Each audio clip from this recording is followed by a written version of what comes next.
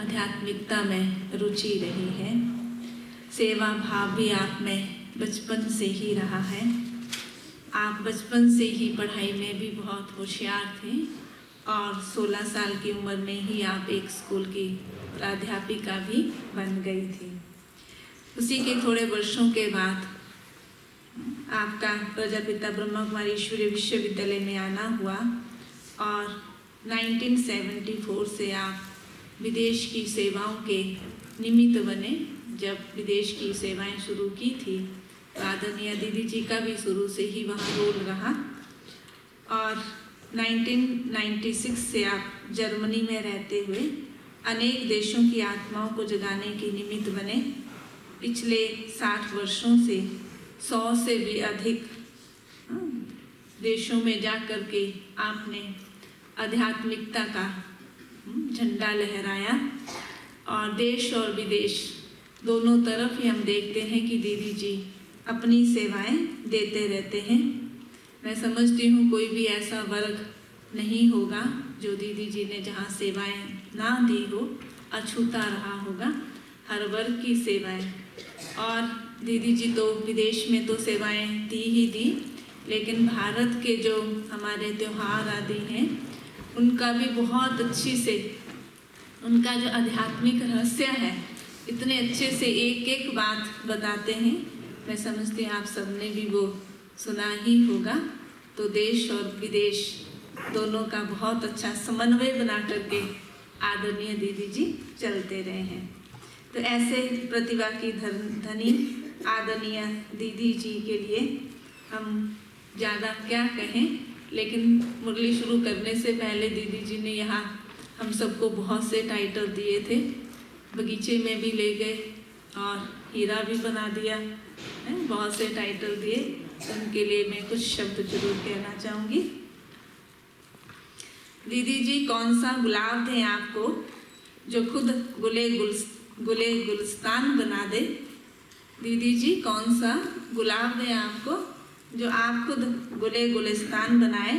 कौन सा हार पहनाए आपको, कौन सा हार पहनाए आपको जो खुद किसी से हार ना खाए।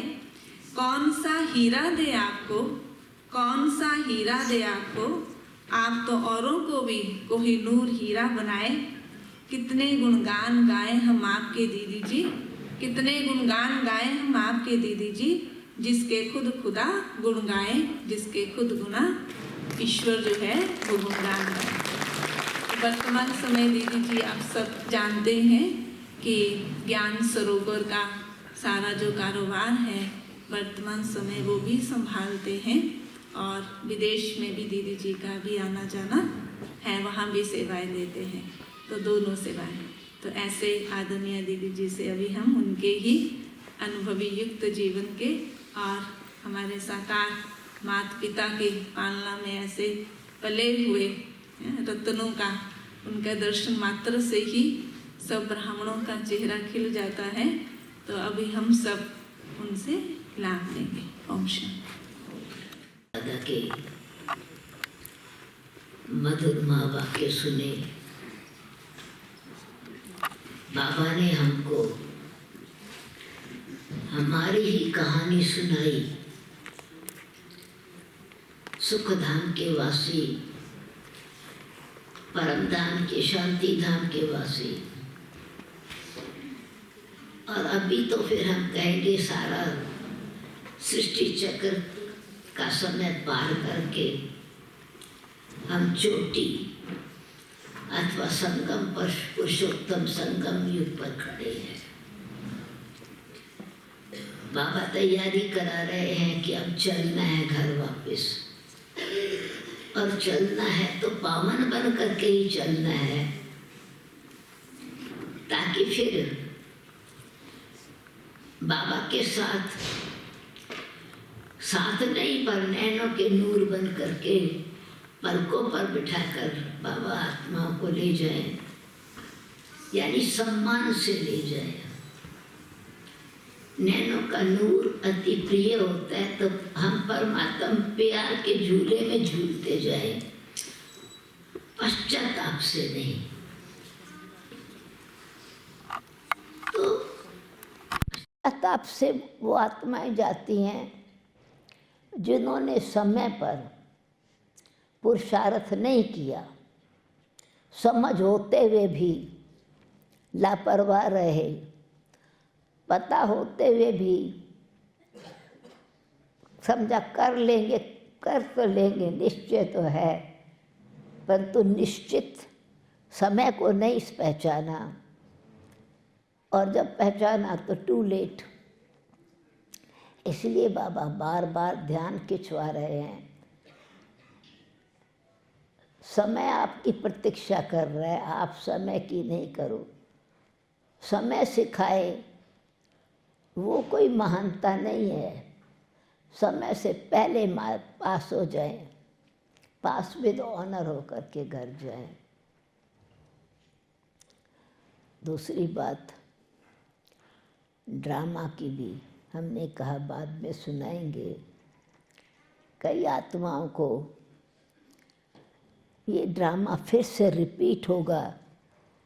ड्रामा तो बहुत अच्छा है, हमारी ही कहानी है, पर ये जो रिपीट होगा ये ठीक नहीं है।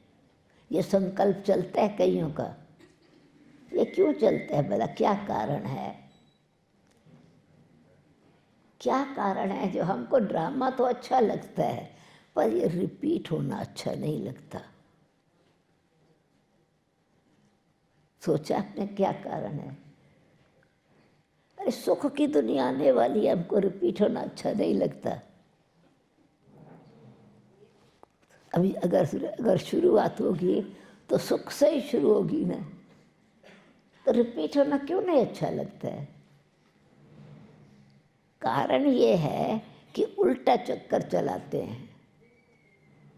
कलयुग से पास होके आ गए, दुख धाम से निकल करके सुख धाम में आ गए।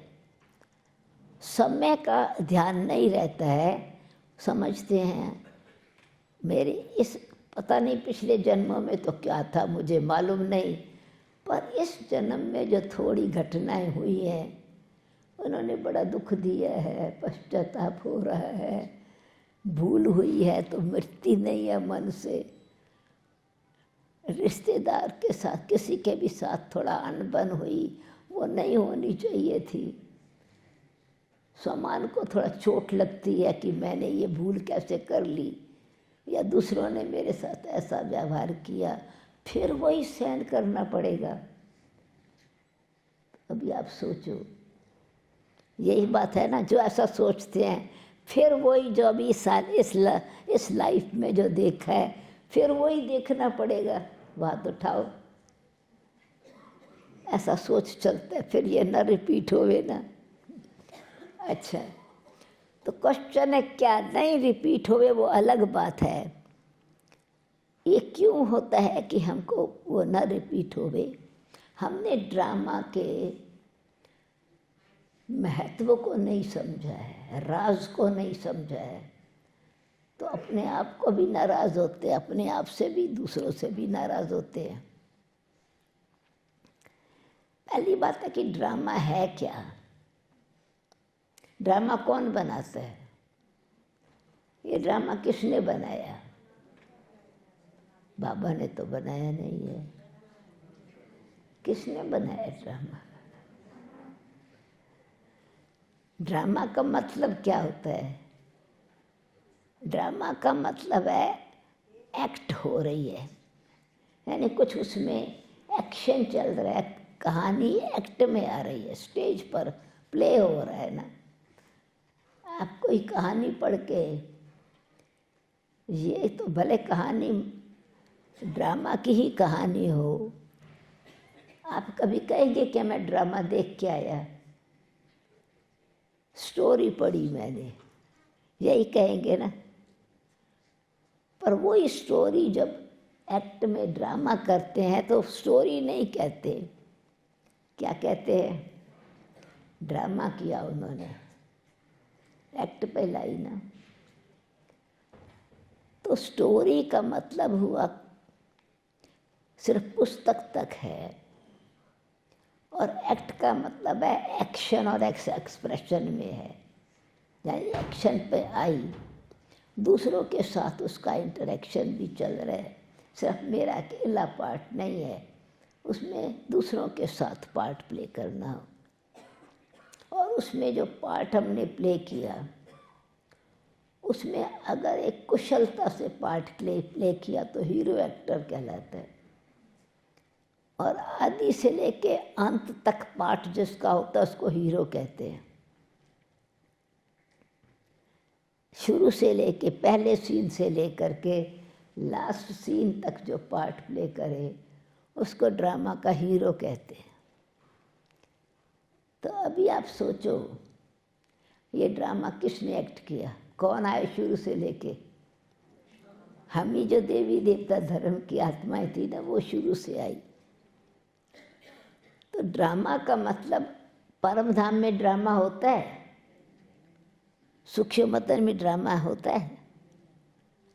ड्रामा यहाँ इस स्टेज पर है।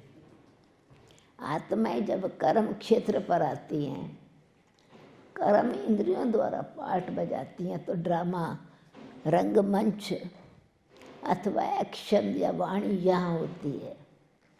परम धाम में भी ना वाणी नहीं है, सूक्ष्म मतन में भी बोल नहीं है। तो हमारा नियम और मर्यादाएं, ड्रामा का भी कुछ नियम होता है, कुछ मर्यादा होती है। तो प्रकृति के लॉज, क्योंकि ड्रामा शरीर द्वारा करते हैं ना, परम धाम में शरीर नहीं है, सूक्ष्म वतन में हड्डी मांस का शरीर नहीं है। ये कर्म क्षेत्र अथवा ड्रामा का स्टेज है, जिसको बाबा कहते हैं सूर्य चंद्रमा ड्रामा की स्टेज की बत्तियां हैं। लाइट देने के लिए, स्टेज लाइट पर फोकस रखने के लिए। तो ड्रामा में प्रकृति के जो नियम हैं और रूहानियत के नियम हैं, आत्मा के जो स्पिरिचुअल लॉज हैं और जो प्रकृति के नियम हैं, ये दोनों ठीक एक्ट करते हैं तो खुशी का ड्रामा है।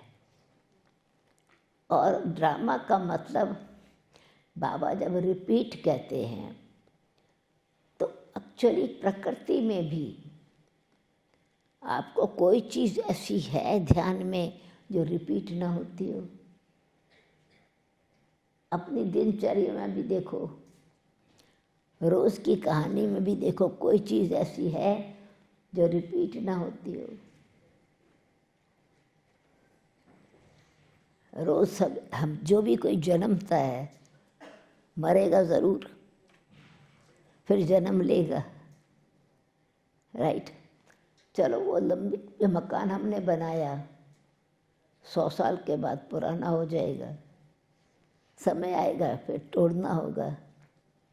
आप नहीं बनाएंगे क्या फिर, ये सोच के हम क्यों कहते हैं, हम कहते हैं ये अगर कोई सोचते हैं अगर फिर पुरुषार्थ करना ही है, मेहनत करनी है, तो अभी मेहनत क्या करें, क्या करना है पुरुषार्थ करके, गिरना तो है ही। कोई ये भी सोचते हैं जब गिरना ही है पुरुषार्थ क्यों करें। तो अभी आप सोचो, रोज़ की बातों में आप अभी ऐसे सोचते हो क्या? प्रकृति के नियम अनुसार आप खाना रोज़ खाते हो, पता है ना कल भूख लग जाएगी, फिर नहीं खाए ना, क्या ज़रूरत है मेहनत करने की, पकाएं, इतना सारा सब खरीदे, बहुत सारी तैयारी करनी पड़ती है। कल तो भूख लगनी है ज़रूर, कल नहीं तो परसों लगेगी, नहीं बनाए ना। नए कपड़े खरीदते हैं, पुराने तो हो जाएंगे। कभी ऐसे सोचा चलो पुराना हो जाएगा कपड़ा इसलिए नवा खरीदूं ही नहीं। मकान बनाया, पुराना होएगा इसलिए रहना ही, बनाया ही नहीं।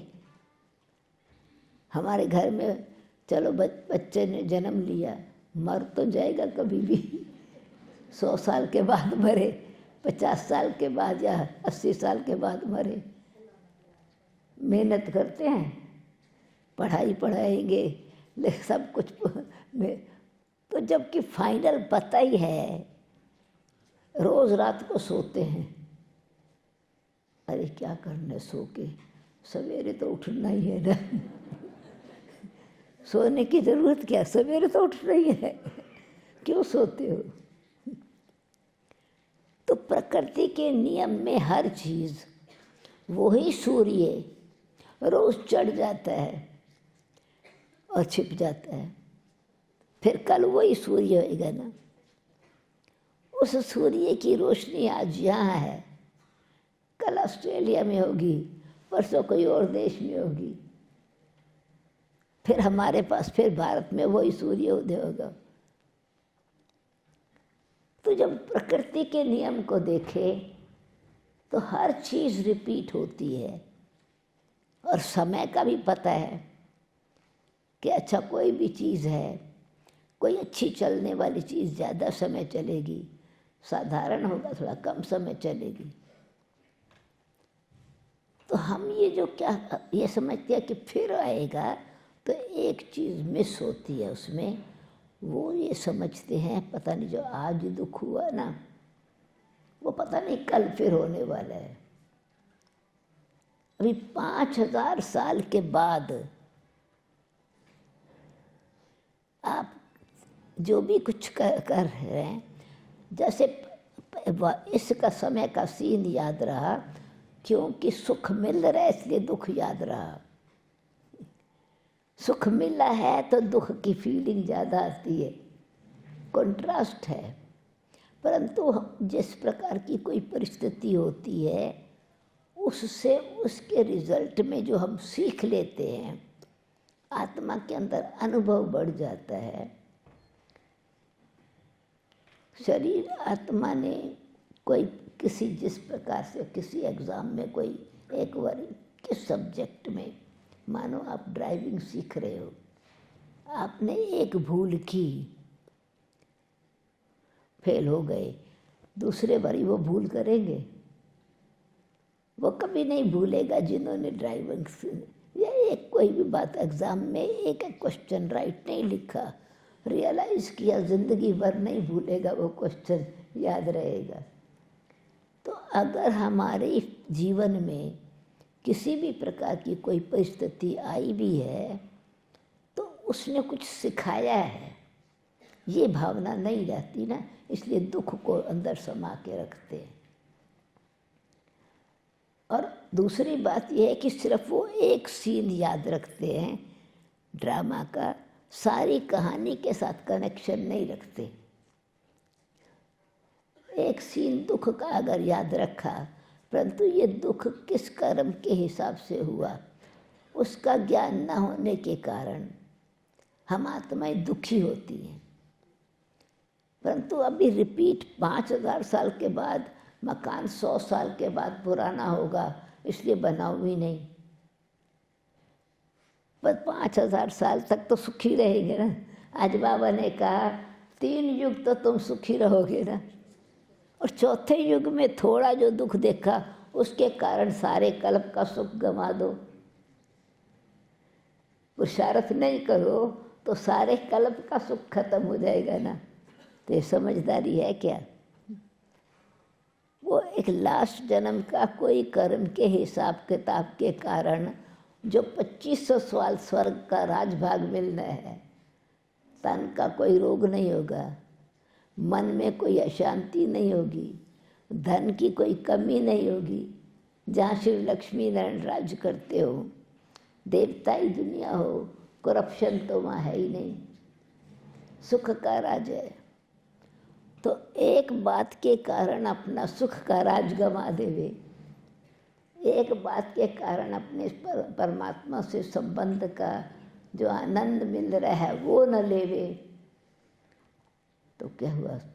ड्रामा हो करके अपनी एक्ट को ठीक रीति से नहीं समझा तो एक्टर दुखी होता है। तो हमको ये समझना है कि वो एक बात जो परिस्थिति में आई, पर अभी जो भविष्य में इतना 4000 साल तक, अथवा ये कहें 4500 साल तक, 50 साल तक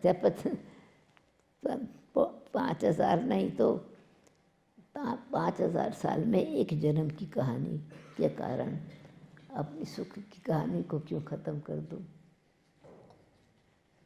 इसका मतलब बुद्धि ने ड्रामा के राज को जो बाबा अब दे रहा है, ये मेरा मिस हो जाएगा। जो स्वर्ग की राजाई मेरी मिल रही है, वो मैं पिछला वाला अब मैं संगम पर सुख के साथ मिलाऊं, तो ये सुख भी खत्म कर दिया। समझ आई ये बात? तो क्योंकि पिछला मशीन जैसे कोई आप कोई चीज़ ग्राइंड करो, राइट ग्राइंड घूमेगा ना चक्कर, तो चीज़ को पीसेगा, इकट्ठा करके रखेगा। उल्टा चक्कर चला है तो क्या होगा? जो माल है ना अंदर, वो भी बाहर निकल के बिखर जाएगा। तो स्वदर्शन चक्करधारी जब बाबा कहते हैं, तो चक्कर ठीक रीति से घुमाओ, उल्टे नहीं लेके जाओ। क्या करते हैं? उल्टा चक्कर चलाने लगते हैं। एक शब्दों में ये कि घुमाना चाहिए, अभी सतयुग आने वाला है और हम सामने रखते हैं मेरा यही जन्म कल होने वाला है, या इसी कुछ ही समय के बाद फिर वही रिपीट होगा। नहीं, अभी हमेशा खुशी के संस्कार, स्वर्ग के संस्कार, देवताई जीवन का आनंद सामने रखना है।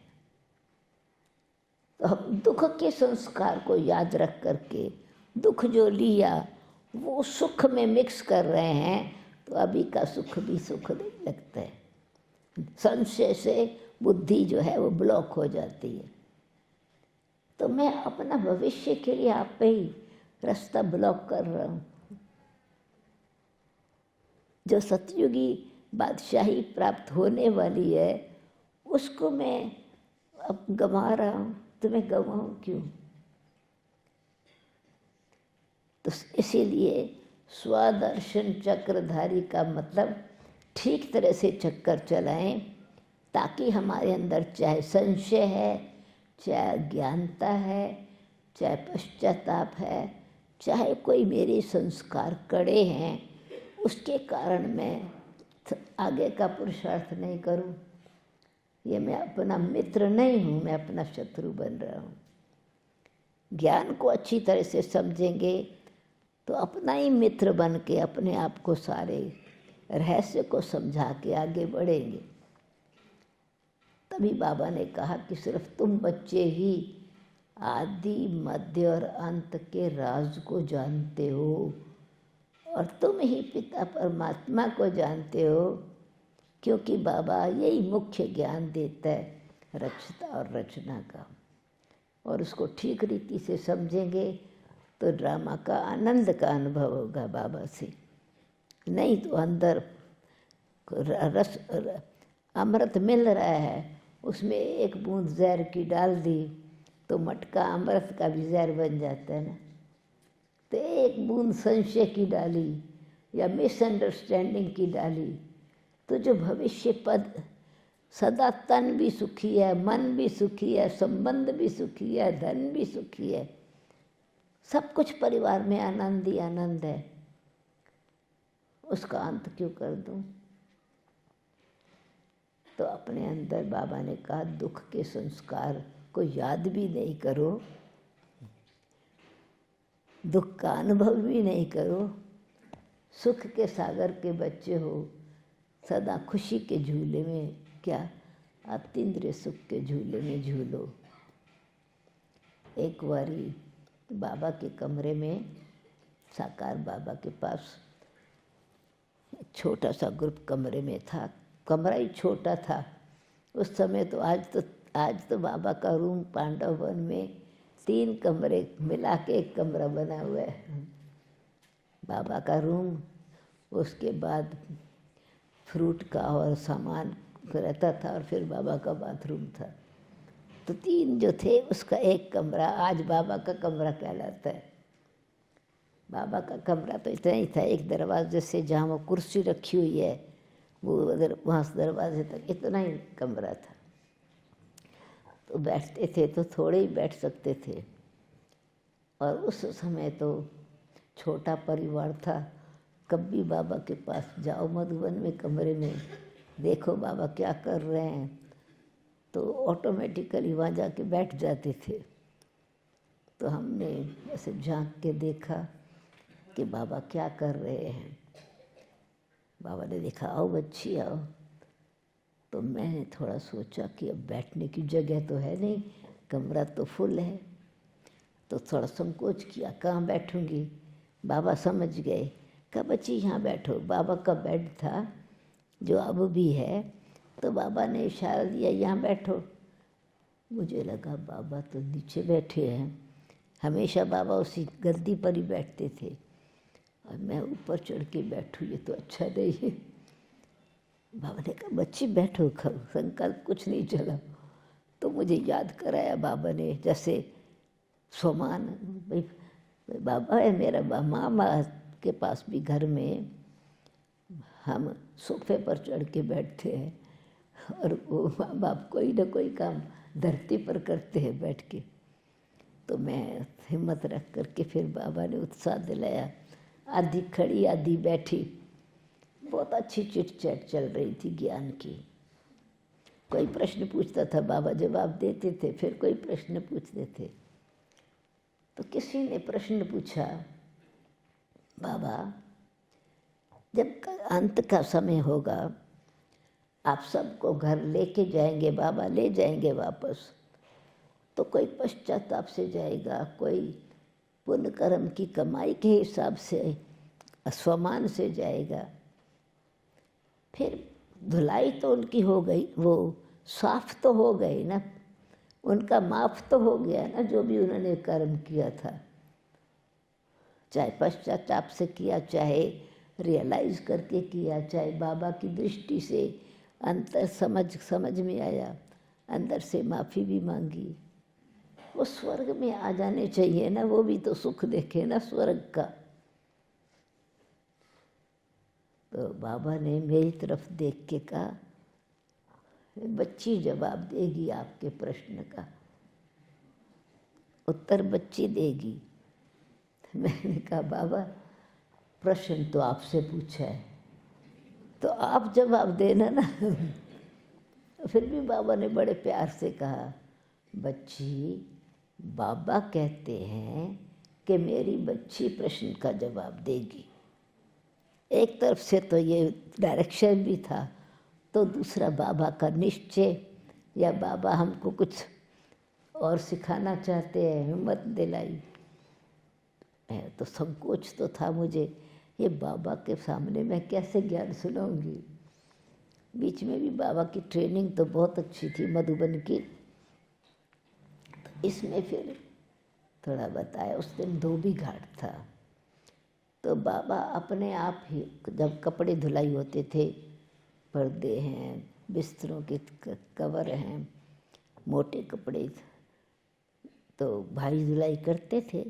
बाबा भी साथ में हमेशा सटते थे कपड़े, मशीन तो थी नहीं, वही बड़ा टब भरते थे, साबुन का उबाल करके पानी, साबुन और कपड़े डाल के फिर धुलाई होते थे। तो बाबा भी साथ हर सेवा में मदद करते थे। अनाज साफ हो रहा था तो मामा और बाबा आके बैठ जाते थे थाली लेके अनाज साफ करने। और वंडर ये होता था, जो 2 बोरी अनाज साफ करना है या 1 बोरी दाल साफ करनी है, और 2-4 बैठे हैं तो कितना टाइम लगता है। और बाबा आ जाए तो सबके भाग के सब आ जाते थे, अब आधे घंटे में काम पूरा हो जाता था, 2 घंटे का काम कुछ मिनटों में पूरा होता था। तो उस दिन कपड़े धुलाई किए, तो हमने कहा बाबा आज धोबी घाट का दिन था ना, तो कपड़े तो सारे साफ हो गए, लट्ठा का भी लट्ठा भी उसी में था, तो पापलिन भी थी, तो खद्दर का भी सब कपड़े थे, चादरें मोटे कपड़े भी थे, तो साधारण कपड़े भी थे, वो साफ तो हुए, पर उनकी क्वालिटी तो नहीं बदली।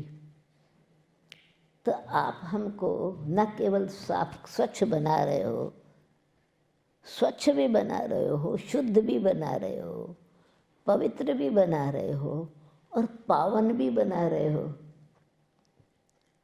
हमारी जो देवता बनने की स्टेज है तो वो तो संपूर्ण पवित्रता होती है ना, तो हमारी क्वालिटी चेंज हो जाती है। तो बाकी आत्माओं की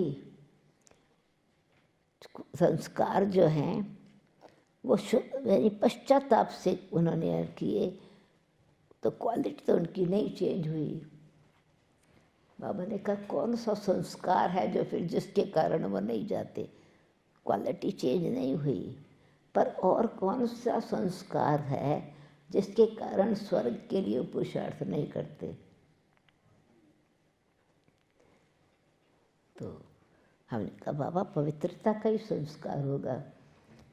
बाबा ने कहा कि पवित्र तो सन्यासी भी रहते हैं, किसी न किसी कारण से, एज के कारण, कोई बीमारी के कारण, ये जिसको पवित्रता कहते हैं दुनिया वाले। परंतु पवित्रता एक बहुत ऊंची स्थिति है जब मन की शुद्धि और सच्चाई का आनंद, खुशी, आत्मा सत्यता को पहचानती है, तो जहाँ सच होता है वहाँ खुशी रहती है। दूसरे धर्म वालों में आप ध्यान देंगे तो देवता धर्म वाली आत्मा ही आनंद मौज में है। श्री कृष्ण को देखेंगे आनंद का झूला बुझ रहे हैं। खुशी से रास का मतलब है संस्कारों का मिलन आपस में है। प्रकृति दासी है तो सुख के संस्कार तो हैं, वो पवित्रता का बल है। परंतु जो आप बच्चों को प्रभु मिलन की खुशी है,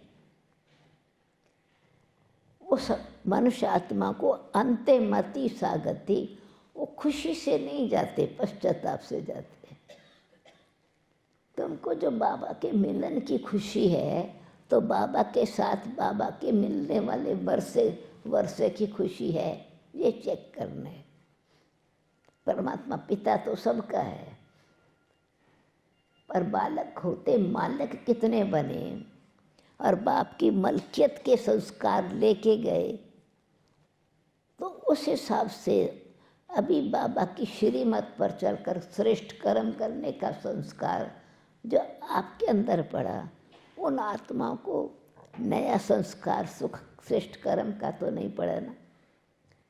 परमात्मा की श्रीमत से अपना जीवन नहीं बदला और पश्चाताप हुआ तो जन्म के श्रेष्ठ बनने का टाइम भी नहीं रहा।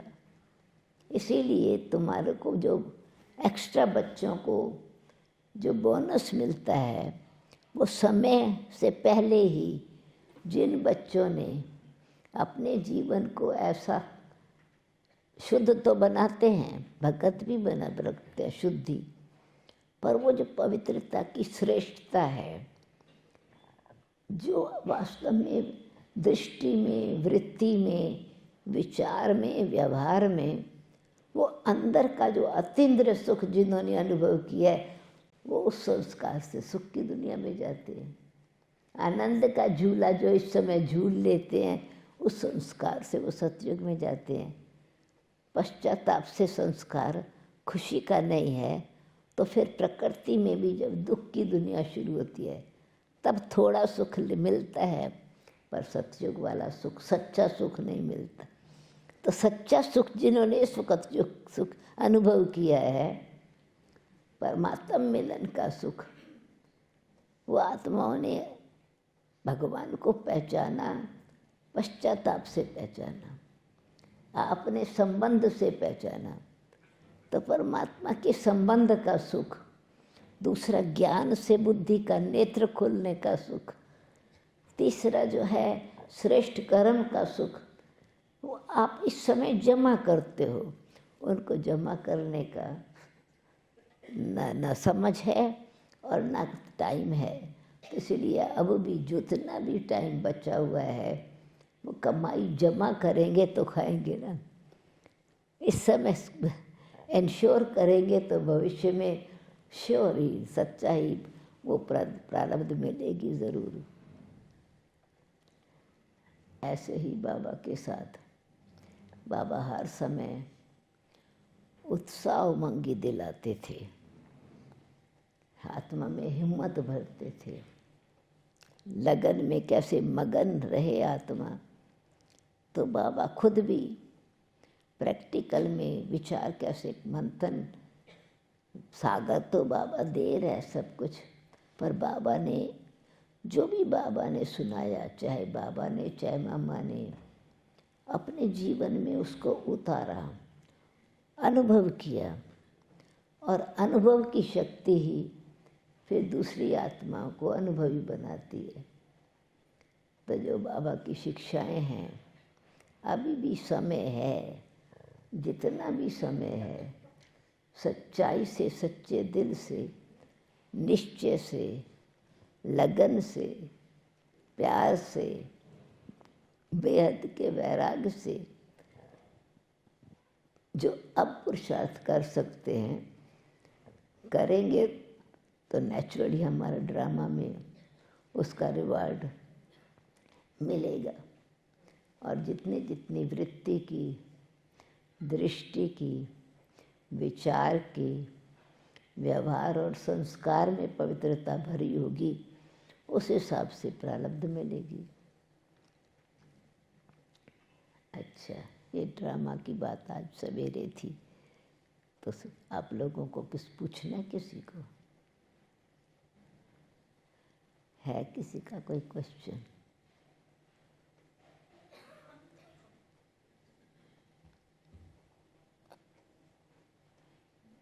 है? पूछने भाइयों में से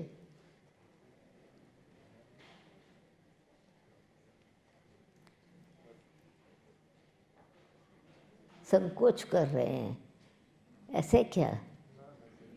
या क्या अंदर से पता है कि हम उत्तर भी है? मैं समझ गई, क्योंकि हर एक बाबा का बच्चा जो ज्ञान में है, उत्तर सबके पास है, क्योंकि ज्ञान रोज सुनते रहते।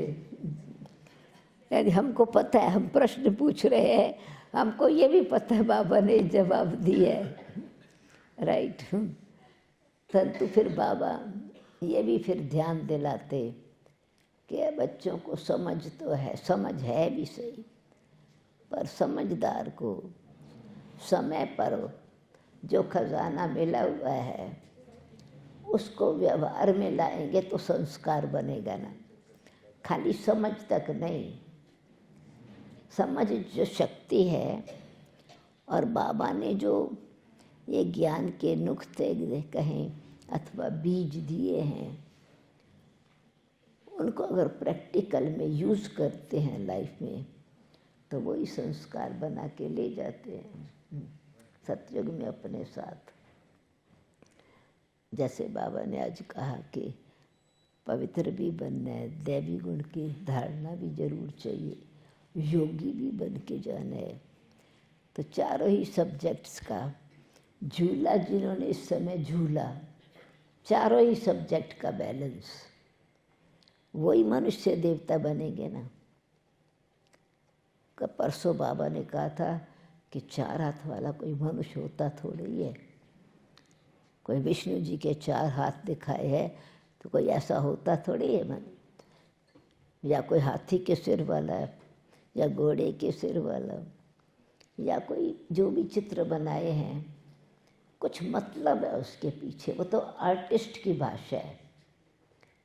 जो जैसे कभी कभी सिर्फ बोलने की भाषा होती है, फिर बच्चों को सिखलाने के लिए पिक्चर बना देते हैं। सिखाना है तो ए एप्पल, बी बैट, सी कैट। बड़ा हो गया तो ए एप्पल, बी बैट, सी कैट तो नहीं बोलेगा ना।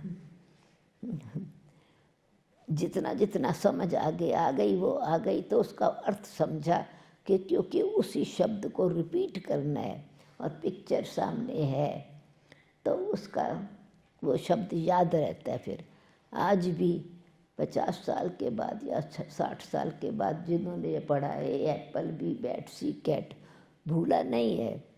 परंतु अभी ये भी समझ में आ गया कि वो ए के साथ, एप्पल के साथ तो बाकी शब्द भी हैं, पर सीखने के लिए पढ़ा था, है ना। अच्छा, वैसे बाबा हमेशा उत्साह और उमंग दिलाते थे। हमको भी कई बारी बाबा ने छोटी छोटी बातों में भी बहुत अच्छी तरह से, चाहे मामा के साथ चाहे बाबा के साथ भी 12 साल, मामा के साथ भी 57 से 64 तक, 65 तक, जो भी समय प्रति समय मामा दिल्ली में आई या मधुबन में रहे। बाबा के पास भी सारा समय तो मधुबन में नहीं रहने को मिलता था, क्योंकि सेवा पर बाबा फौरन कहते थे जाओ।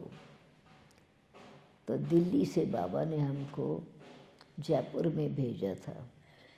जयपुर में म्यूज़ियम खुला था अर्ली 60s में। तो बाबा ने टेलीग्राम भेजी, बच्ची आज की डेट में मधुबन जयपुर जाना, क्योंकि अभी बाबा को वहाँ म्यूज़ियम बनवा रहे हैं, म्यूज़ियम की सेवा वहाँ जाके करना।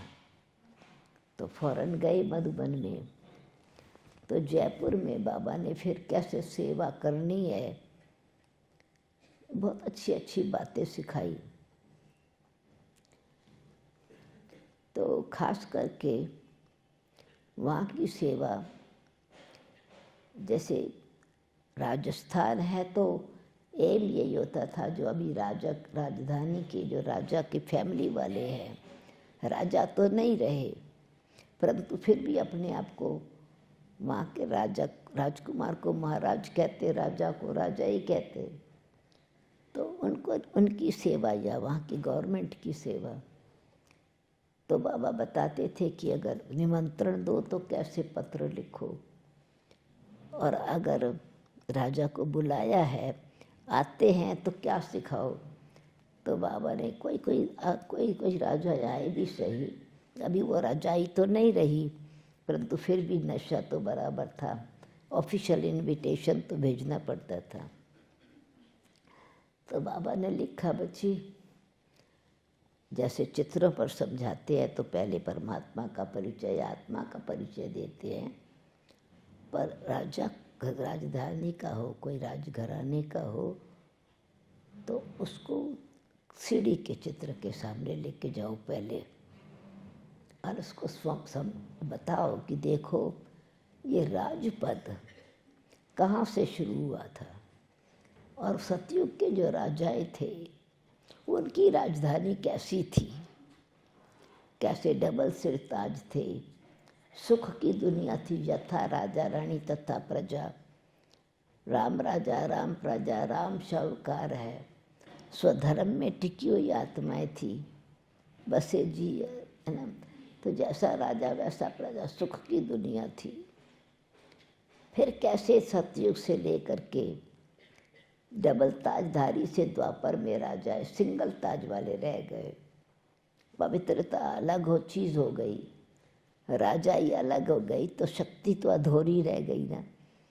धन की शक्ति से कोई राजा बन भी गया दान पुण्य करके, पर चरित्र नहीं सुधरा।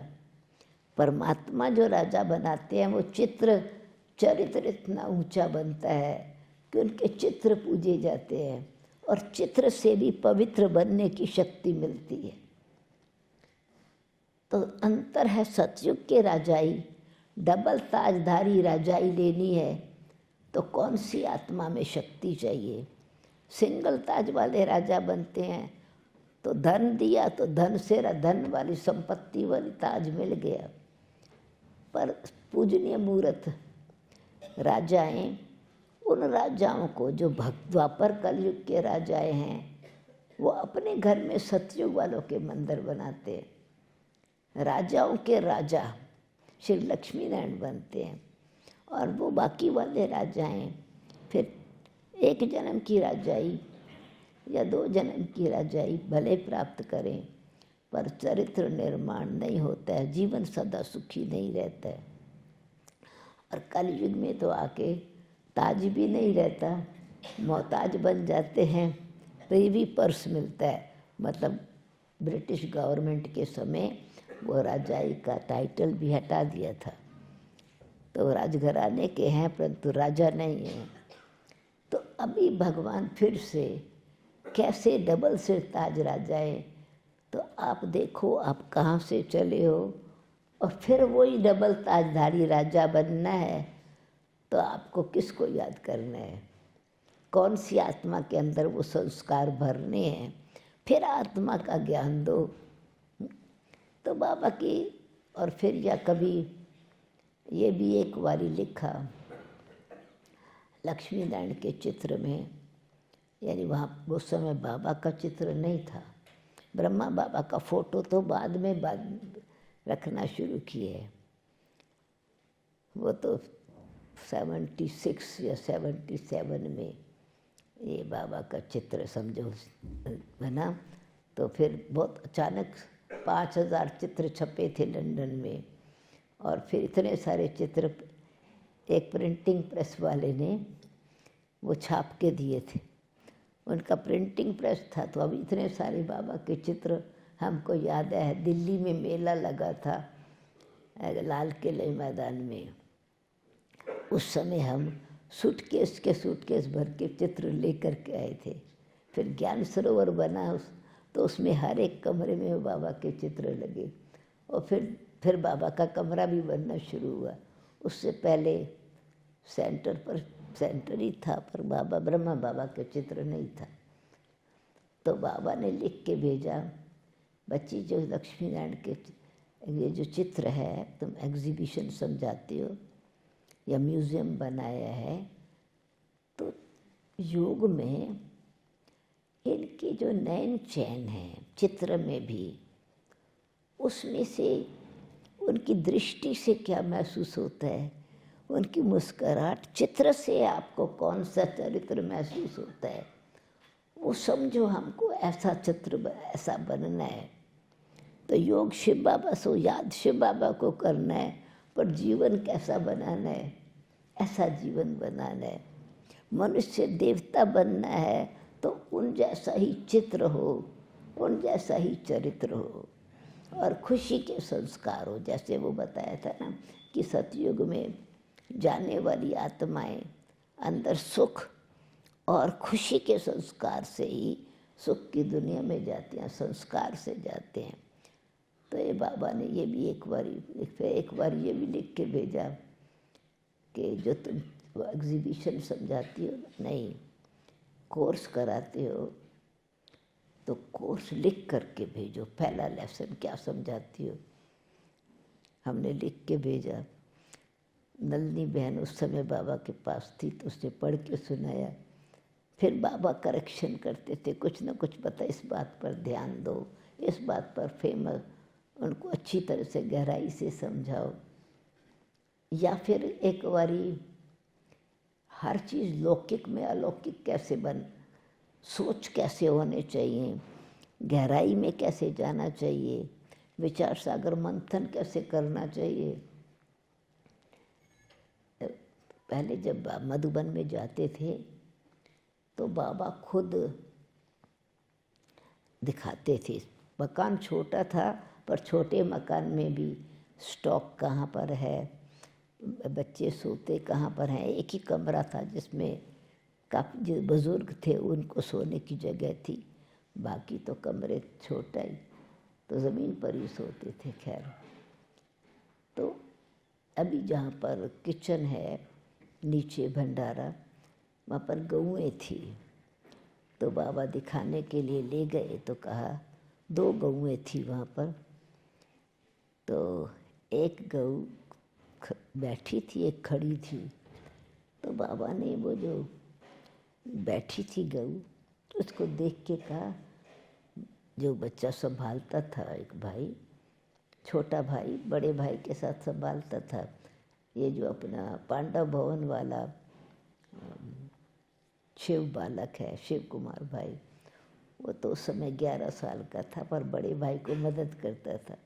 तो बाबा ने कहा कि बच्चे, ये गऊ बीमार है, इसको कोई चीज़ पता नहीं खबर, नमक मिला बोला, कुछ बोला था कि मिला के घास में खिला दो। मैंने सोचा कि बाबा गऊओं का भी यानी जानवरों का भी डॉक्टर है क्योंकि हमारे पास डॉक्टर जी थे, जानवरों के भी डॉक्टर थे, तो बाबा जानवरों का डॉक्टर है। खैर कुछ मतलब इस संकल्प चला कि बाबा को कैसे पता चला गऊ बीमार है। दूसरे दिन फिर बाबा ने मुरली में सुनाया कि देखो बच्ची, गऊ को बाल्टी भर के घास खिलाते हैं, फिर वो जुगाली करती है, च्यू करती है तो तंदुरुस्त रहती है, जुगाली नहीं करती है तो बीमार होते हैं। तो बच्चे आपको भी रोज़ बाबा ज्ञान का घास खिलाते हैं, अगर उसकी गहराई में नहीं जाएंगे तो बीमार हो जाएंगे, पचाएंगे। इसलिए रोज़ की मुरली रोज़ विचार करो। तो बाबा ब्रह्मा बाबा को तो विचार मंथन करना पड़ता है, शिव बाबा तो सागर है। बाबा सागर ने जो ज्ञान दिया वो हमारी गागर में फिट हो जावे तो ज्ञान मंथन करेंगे तो फिर वो अंदर उसकी वैल्यू का पता चलेगा। खुशी से तंदुरुस्ती आती है, खुशी जैसी खुराक नहीं। तो विचार सागर मंथन से आप ही आपको जो मक्खन मिलेगा, खुशी होगी। तो मत विचार करो, मनन करो, मंथन करो और उसको फिर व्यवहार में लाओ तो ताकत बन जाएगी। व्यवहार में नहीं लाया तो संस्कार नहीं बनेगा। संस्कार से अनुभव किया हुआ है अच्छी बात का, वो आपके अंदर वो शक्ति के रूप में परिवर्तन हो जाएगा। जैसे कुछ भी खाते हो तो जब ब्लड बन गया तो शक्ति बन आ गई ना, तो ऐसे ही ज्ञान मंथन भी, ज्ञान भी अगर जीवन में अच्छी तरह से आनंद उसका लो तो वो खुशी, समझ बढ़ेगी, शक्ति बढ़ेगी तो माया पर जीत पाने का। योग से भी ज्ञान का आधार है, ज्ञान ही योग है। ज्ञान को योग बनाए तो जैसे श्री विष्णु जी के हाथ में ज्ञान का स्वदर्शन चक्र है, वो ज्ञान का सब्जेक्ट है। हाथ में गदा है, वो शक्ति का सब्जेक्ट है। कमल का फूल है, वो धारणा का सब्जेक्ट है। शंख है, वो सेवा का सब्जेक्ट है।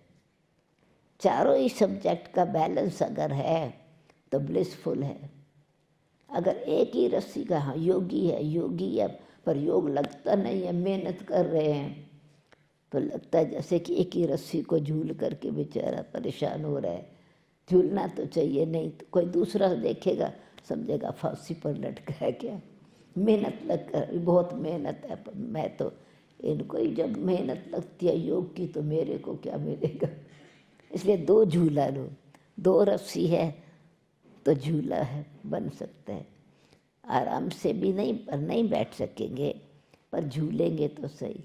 पर 4 रस्सी का झूला बनाया, तख्ता फैट सेट होएगा तो फिर अवस्था बड़ी आनंद वाली हो जाएगी। झूला ऊपर जाता है, नीचे आता है, कोई ये नहीं कहता डावाडोल हो रहा है, ऊपर नीचे हो रहा है। झूला झूल रहा है, होता तो ऊपर भी जाता है, नीचे भी आता है। तो परिस्थितियां तो आएंगी, परंतु क्योंकि बैलेंस है तो ब्लिसफुल लाइफ है। इसीलिए ज्ञान, योग, धारणा, सेवा, उसमें फिर जितना जितना अंदर मनन चिंतन होएगा तो वो शक्ति बन जाएगा। ज्ञान, knowledge is light, knowledge is might. तो इसलिए शक्ति भरनी है तो ज्ञान को योग बनाओ, योग से बुद्धि को शुद्ध बनाओ तो धारणा स्वाभाविक होएगी। अगर जीवन को शुद्ध नहीं बनाया तो रतन ठहरेंगे नहीं। जैसे दूध में खटाई पड़ जाए तो वो दूध नहीं रहेगा, फट जाएगा। ऐसे धारणा जरूर चाहिए।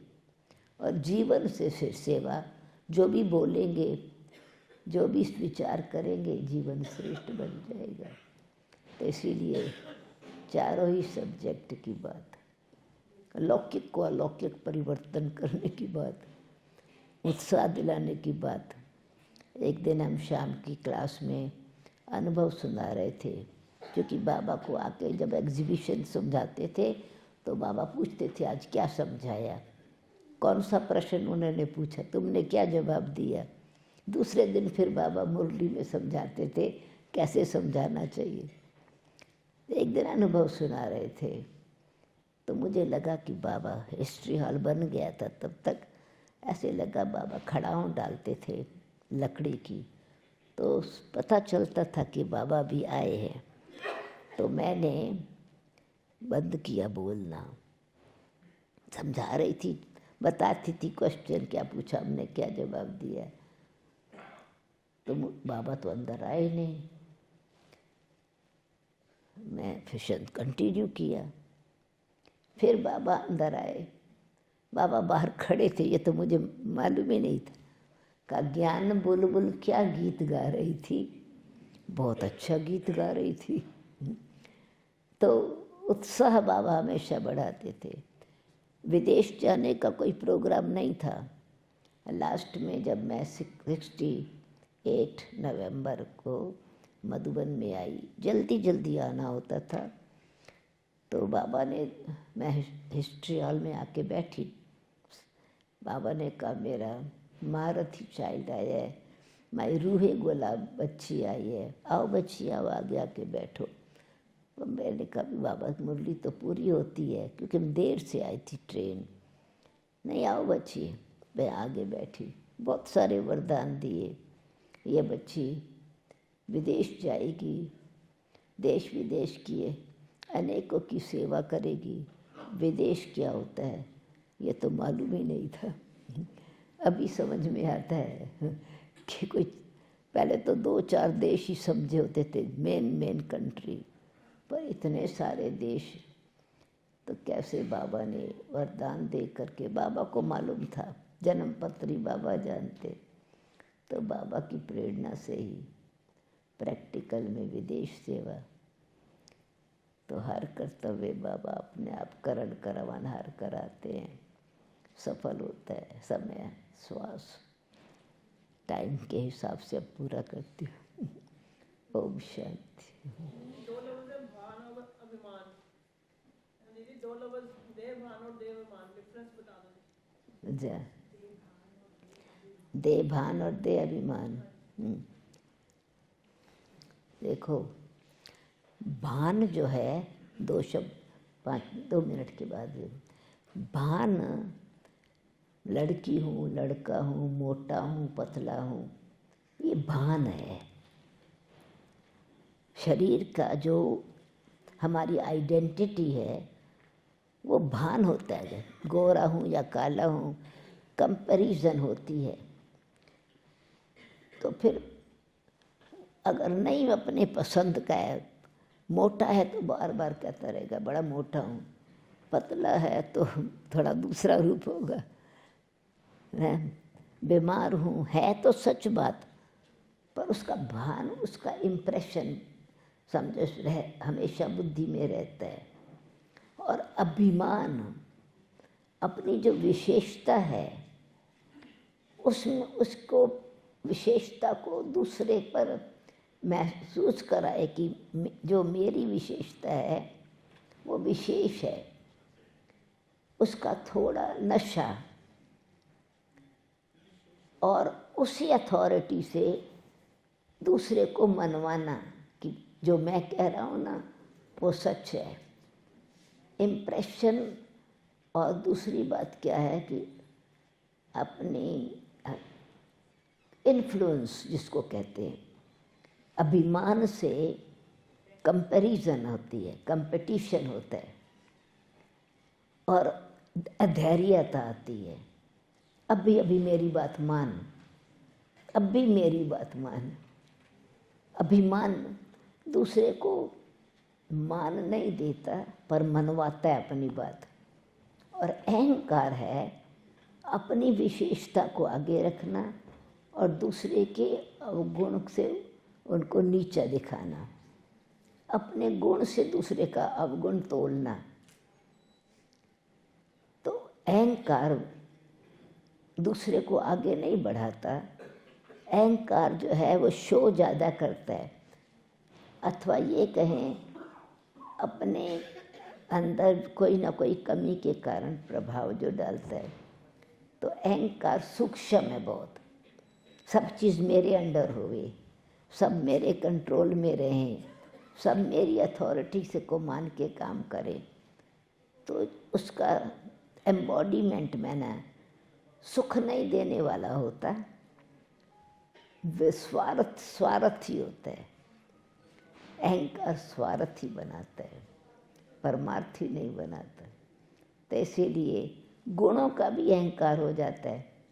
तो तभी बाबा ने कहा निराकारी मैं आत्मा हूँ, फिर निराकारी के साथ साथ निर्विकारी। तो निर्विकारी का मतलब है खाली न विकार, खाली काम, क्रोध, लोभ, मोह, अहंकार, ये विकार हैं, परंतु अवगुण भी कोई न रहे। ईर्ष्या है, द्वेष है, नफरत है, कंपटीशन है, जेलसी है, यानी जो अवगुण हैं, आलस है, ये अवगुण है। तो अवगुण भी खत्म होवे और विकार भी खत्म हो। गुणवान सर्वगुण संपन्न, संपन्नता के साथ आर्ट आवे दूसरों के साथ गुणों का व्यवहार करना, तो निर्विकारी। परंतु अहंकार आ गया अपने गुण का, तो फिर तो ऐसा ही है जैसे कतकी कमाई चट। इसलिए निरहंकारी निमित्त भाव से काम करना, करण करवन हर करा रहा है, ये सदा स्मृति रहे तो हृदय भी शुद्ध, जीवन भी श्रेष्ठ। तो अशरीरी आत्मिक स्थिति के भान से, दे अभिमान से न्यारे रहेंगे, आत्मिक स्थिति का ध्यान ज़्यादा रहेगा, चोले का अभिमान नहीं होगा, पोजीशन का अभिमान नहीं होगा, प्राप्ति का अभिमान नहीं होगा। ओम शांति।